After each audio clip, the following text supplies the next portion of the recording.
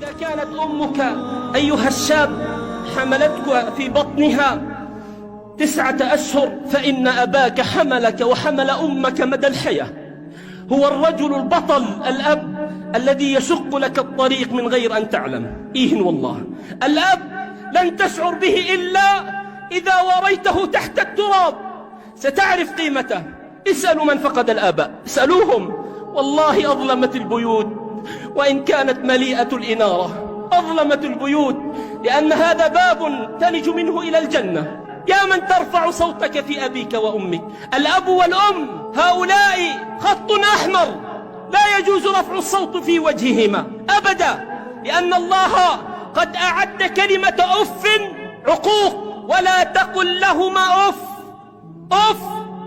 عقوق، فما بالكم بأكبر من هذا. إذا كانت أمك أيها الشاب حملتك في بطنها 9 أشهر فإن أباك حملك وحمل أمك مدى الحياة. هو الرجل البطل، الأب الذي يشق لك الطريق من غير أن تعلم. والله الأب لن تشعر به إلا إذا وريته تحت التراب ستعرف قيمته.